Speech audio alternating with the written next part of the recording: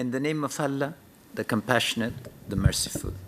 Your Excellencies, let me begin this morning with a note of thanks on behalf of Dr. Abdullah and myself to the distinguished representatives of the 75 countries and 25 representatives from the international community who are gathered here today with the sole aim of helping Afghanistan.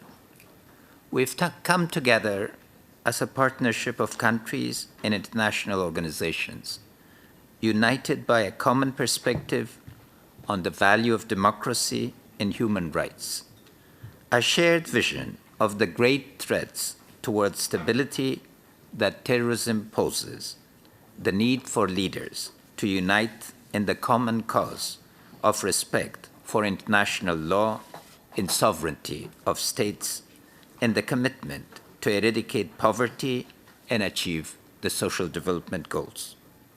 It is a privilege to express the heartfelt thanks of the Afghan nation, knowing the sorrow that follows from war and the loneliness of displacement, exile, and migration has been our condition for 4 decades. Despite the adversity, resilience is our national characteristic, derived from our long history as a meeting place of cultures and civilizations, our abiding Muslim faith, our firm belief that we can overcome the past, and our culture of hospitality and friendship. You, distinguished leaders of the international community, have been our friends and the font of hope for our people. The international community has offered our people a hand to help lift us from the years of warfare, poverty, and cruelty. In a country that yearns for its children to be educated, you've built schools. Where lives were filled with trauma, disease, and earthly deaths, you have built clinics and trained our nurses and doctors. Where our fields had been destroyed and filled with landmines that suddenly left innocent children playing their childish games without legs and arms, you helped us clear them of danger and replanted our vines and orchards. Our citizens, boys and girls, men and women, students and teachers, nomadic, rural, and urban, young and old, grasped that hand of friendship, and today we acknowledge the gratitude of our nation. Afghan women have been making history in the last 15 years, offended but not broken by the gender apartheid imposed upon them. They've dedicated themselves to the realization of the rights, obligations, and equal opportunities that our Constitution provides to all Afghan citizens. I celebrate the ability and capability of the Afghan women speaking for themselves. They speak articulately and clearly, and as women, and not just through identities derived from their relationship to men of their families. Viewed case by case or category by category, the stories of our women's remaking of themselves as cultural, economic, political, and social actors are inspirational. Viewed collectively and measured by their network effect, they are taking a giant step for a historic transformation in the lives and roles of Afghan women.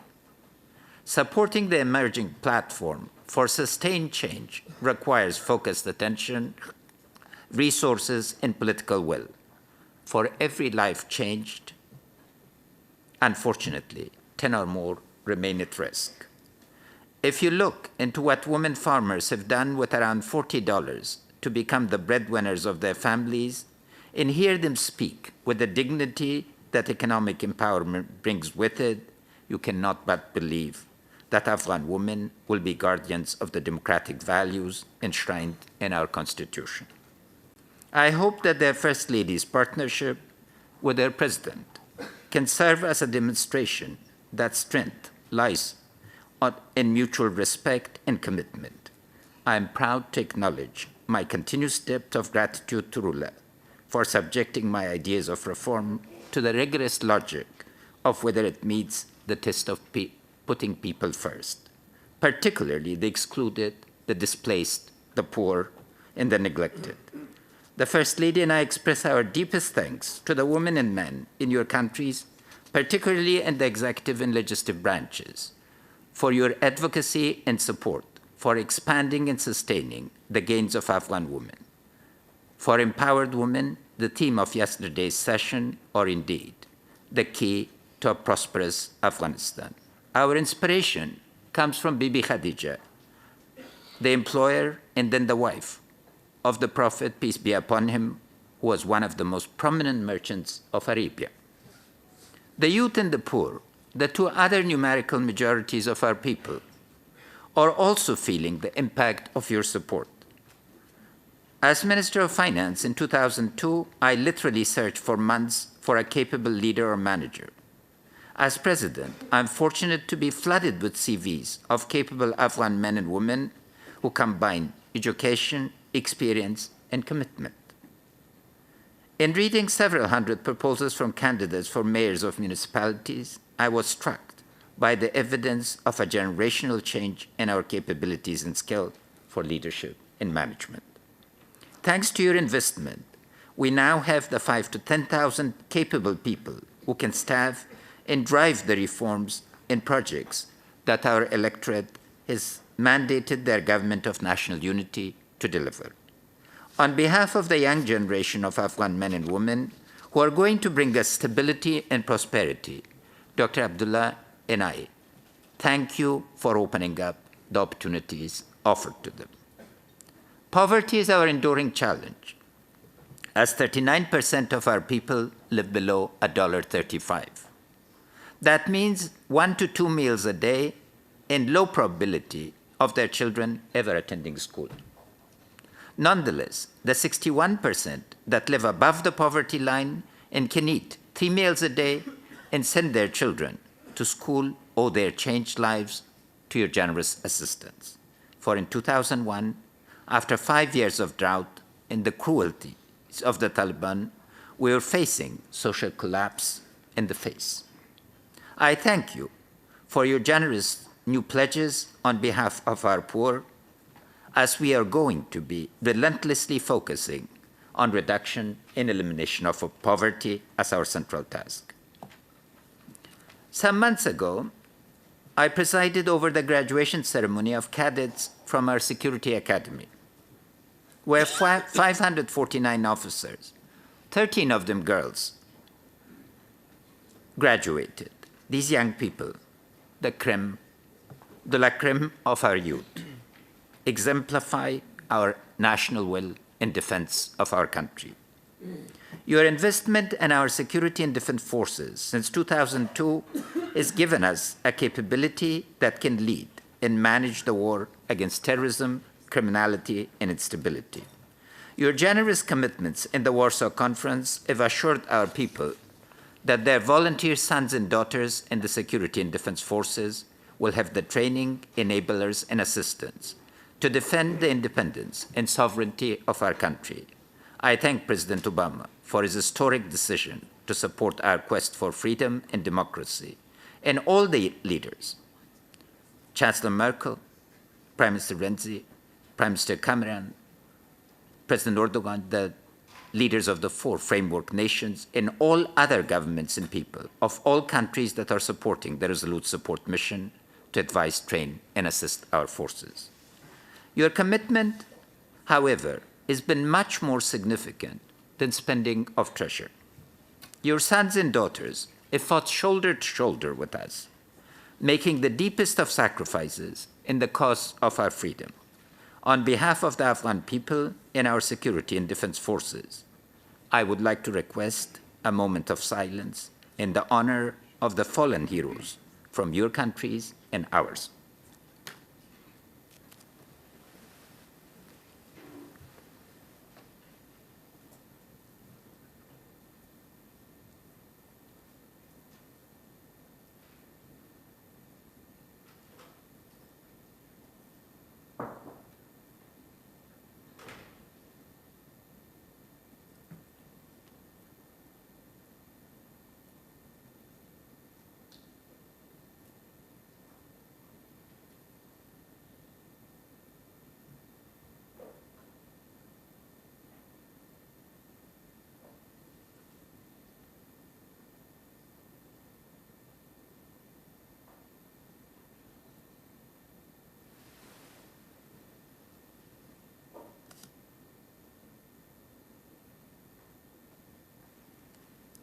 When our security and defense forces assumed full responsibility for the defense of our country on January 1st, 2015, significant number of pundits predicted our imminent collapse. How could the Afghan security forces carry the job of 130,000 ISAF soldiers? Terrorism united from Al-Qaeda to emerging Daesh, Taliban groups, criminal networks around the heroin trade, and those providing sanctuary and succor to them bet against us. Defining our critical task as the survival of our country, we, the Government of National Unity, reorganized and mobilized our security and defense forces, which operated in as many as 15 provinces a day. We're still carrying out 15 to 18 missions a day, but there is a significant difference between 2015 and October 2016. Confidence of immense public support and full international backing, our security and defense forces are confidently facing and overcoming the forces of disorder. Kunduz yesterday is an illustration. Knowing the penchant of Taliban and their supporters, as expressed in the clipped English of their press release, we had predicted a series of attacks designed to overshadow the Brussels conference. The gathering of leaders committed to securing the future of Afghan citizens, however, cannot and will not be overshadowed. Enemies of freedom can affect the news cycle, but they will not dent our will, diminish our resolve, or divert our focus from building the strong state, the market, and societal institutions that a free people and a sovereign country require. Our president was the last thing that I wanted to become, but the proud commander-in-chief of our forces, I salute their will and their sacrifice. All Afghans, especially our forces, know the stakes entailed in our sacrifice, the future of generations to come, and the right of Afghan people to independence, sovereignty, democracy, development, peace, and unity. There are no easy decisions in Afghanistan, but I hope that history will judge that when confronted with hard choices, we've made the right choices. As both our problems, our solutions are chain-linked, where the weakest link determines the strength of the chain, we have to think multidimensionally and act on multiple fronts simultaneously. But before addressing the road ahead, I would like to take a moment to summarize the positive achievements that your help is brought to some 30 million of my Afghan brothers and sisters during the last 2 years. Just a little less than 2 years ago, we held our first ministerial meeting in London, where our newly installed Government of National Unity presented an ambitious reform agenda. The goal of that agenda was to put Afghanistan on a path to self-reliance through a combination of sound macroeconomic management, private sector development, and a stable, inclusive system of public administration and finance that would carry into action democratically debated public policies. To understand and overcome our developmental constraint while fighting for our survival is required focus and teamwork.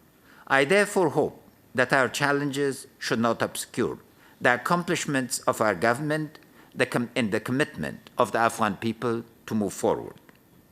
Setting revenue targets and achieving revenue targets is one of the most significant tests of political will and capacity for leadership and management. Commitment becomes clear when a poor country invites the IMF to set these targets and monitor their implementation. I don't think they get many invitations. In 2015, despite the severe recession, we increased revenue by 22%. We then reached agreement with the IMF on a 3-year staff-monitored agreement. I'm delighted to state that Minister Hakimi, our gifted Minister of Finance, has informed me that yesterday we fully met the revenue targets for 2016, 3 full months ahead of the schedule. Our budgets are credible, and our medium-term fiscal management plans feasible. Contrary to prevalent practice, we are championing condition-based assistance. Not only are we asking the IMF to be strict with a conditionality that will help us build macroeconomic stability in our sound banking sector that can finance our recovery and growth. We are proposing the same model to our partners. Our new development partnership with the United States is condition-based, and we have met all the conditions. Thank you, Secretary Kerry, for championing this approach. The State-Building Compact with the EU, signed yesterday, is another significant step in this direction. Thank you, President Tusk and Ms. Mugriani. On budget assistance, supporting credible reforms is the key to accountability, efficiency, effectiveness, and transparency. Joining the WTO required a focused effort in full coordination between the executive and legislative branches of the government. We prepared the necessary laws, submitted them to Parliament, and obtained passage by July 2016. This effort required a sustained dialogue with the private sector about the effectiveness of which you will hear directly from the private sector. If investment by the private sector is the criterion of credibility, then I have good news to share. In the last 3 months alone, we have secured commitment for investment of $1.1 billion from the private sector. What is particularly rewarding is fully $800 million is in the energy sector, requiring a 20-year time framework for recovery of the investment. Equally significant, it's 3 Afghan entrepreneurs who are making the investment through a public-private, the bulk of the investment through a private-public partnership. The news that a major Turkish company is willing to invest $200 million in a dam in Helmand to produce 100 megawatts of power should be particularly pleasing. For decades, we have talked about water resources, our potential to generate thousands of megawatts of energy, integration, using our location to serve as a regional hub of transit and trade, integration of our rural and urban sectors, our mineral resources, containing corruption, and many other wonderful things. The government of national unity has brought discipline to these dreams, knowing that our masters, the Afghan public, and our partners, the international community, judge us by the results and not just by mere effort. For the first time in 40 years, we have completed 2 dams, generating 60 megawatts of new power and storing 650 million cubic meters of water. In the next 3 years, we will commence building more dams than the last 250 years combined to harness an estimated 26 billion cubic meters of water for irrigation and power generation. Storage of water will allow us to create a regional system of water trade and water conservation. I want to thank Dr. Qayyumi, my brilliant friend, who resigned his position as president of San Jose State University to guide our infrastructure and human capital portfolio, and the ministers and all other colleagues who have acted upon his advice and guidance.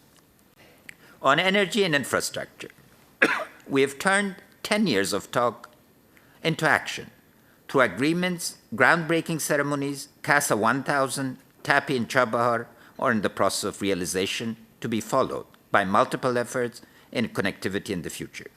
Economically, Afghanistan is once again becoming integrated with Central Asia. And through it to Europe, the arrival of the first cargo train from China and the agreement to establish an air corridor with India for export and import of high-value, low-volume commodities are harbingers of the dividends of regional cooperation to be expanded. Our approach to Indian cooperation is through development of clusters. TAPI, for instance, will become a cluster, as will be others. Any and all things having to do with agriculture has received our serious attention, for sustained agricultural growth is the key to political and social stability. We're pleased that 240 villagers from all over the country joined myself, Dr. Abdullah, and our cabinet in Kabul as we launched the $1 billion Citizen Charter Program, which in January will provide basic health, education, electrification, and clean water to 12,000 rural and urban communities across Afghanistan.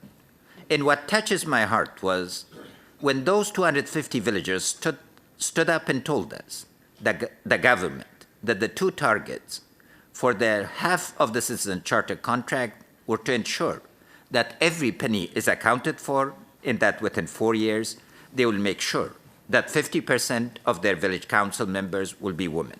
Think about that. Rural and urban representatives are telling us that they believe in change. This is real social transformation in action. Last Saturday, with help from EU and US, we launched a land certification program that will turn hundreds of thousands of urban squatter families in our 5 largest cities into property owners with secure titles. And in January, I invite all of you to join the launch of our national program for the economic empowerment of women, which, together with our programs to end violence against women, will put real substance into our constitutional obligation to ensure equal rights for women. During the London Anti-Corruption Summit, hosted by Prime Minister Cameron, we announced that we will establish a counter-corruption justice center. I am pleased that not only the Justice Center is fully functional, but it's made its full arrest.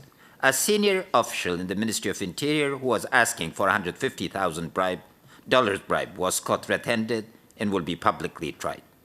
The National Council on Rule of Law has been set and has put the rules on how to proceed further. Central to policy of fighting corruption is building the rule of law institutions, and we are enormously pleased with the work of the Chief Justice and the Attorney General. Our problems remain, and they are networked. Criminality, corruption are interrelated, and it requires regional focus. We've made significant progress in arriving at economic cooperation in the regionally. What is critical is to generate the political will for regional cooperation. Terrorism does not know borders. There cannot be a distinction between good and bad terrorists. Providing sanctuary, tolerating terrorism is a threat, not to Afghanistan, but to the entire global community. We are enormously pleased and proud, both with the strategic patience, the strategic focus, and the strategic commitment of the global community as represented today. And I thank you, President Tusk, Ms. Mugrani, the Secretary General, Mr. Kerry, and all other distinguished participants for showing that political will. But the root of the problem is in the region. We, at the national level, are committed to unity, to focused effort, to dialogue.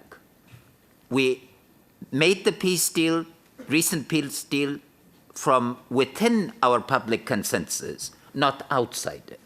The key to it was that it's based on our constitution. It was negotiated in Kabul, the capital of all Afghans, and it took place through an intra-Afghan dialogue.